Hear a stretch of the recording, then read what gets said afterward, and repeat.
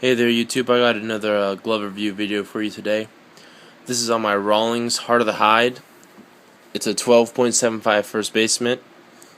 The model number is PROCMHB2. It's pretty worn and you can still see the heart of the hide. Black oil treated leather for the professional player and whatnot. It has this two-piece web, I guess you call it that, and I do not like that web. I would not recommend it for a first base glove. The pocket is a lot smaller than on H-webs and even smaller than single posts. I mean, I think H-webs are what first baseman should look for in a glove. I mean, posts are great, I've used a couple of those, but H-web is my ideal web. Just creates the widest, deepest pocket I can get with, so I can still know the ball's in there. When I make those picks, I'm not like looking over my head and be like, oh, I have the ball in my glove and I look like a dumbass. That's besides the point. I took off the wrist patch because I was stupid.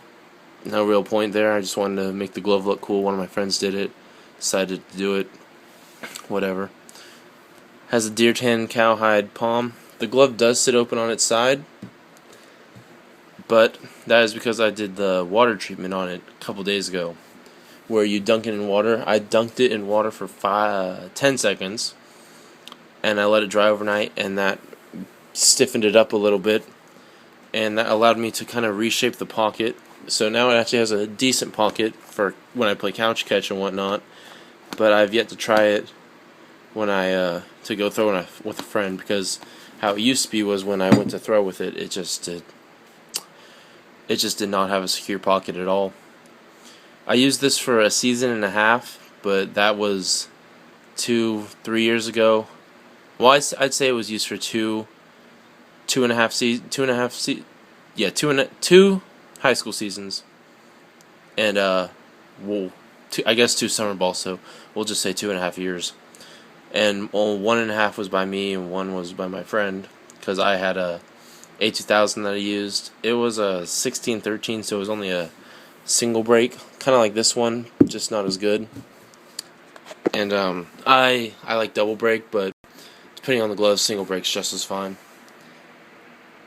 So this glove would be for sale. I wouldn't go I wouldn't really even go over 80, because this glove, it has plenty of life left. But this would be a good glove, if you play first base occasionally, or want one to mess around with your friends with. And for all you traders out there, I'd trade this for a higher end glove in same condition. Don't want to add any cash, so keep the offers reasonable if there are any. But I'll definitely have more glove review videos to come. And if you're looking into getting a first base glove, this would be a good option. You can never go wrong with a heart of the hide, but I'd say just make sure you're experienced in breaking in first base gloves, because they can be different than regular gloves. I know when I got my first high-end outfield mitt, it was a whole different thing than breaking in a first basement. It honestly is 2 different techniques. And don't let people tell you that water's bad for the glove, because cows go out in the rain, and that's what these gloves are made from. So the only thing it's bad for is the padding, but that only affects it if you really let that glove soak in there and you don't let it dry properly, because that's what will really allow mold to accumulate over time, and that's if you store it in really humid places. If you let this dry and then use it, you should not have any problems over short. Because I've had a glove that I left in my garage, and I didn't even let it get wet, and it still grow mold. So your glove can grow mold on it just due to storing it incorrectly, which is what I did. But anyways, yeah, good glove, good leather, just not a fan of the pattern. So I'll have more glove review videos to come, so see ya.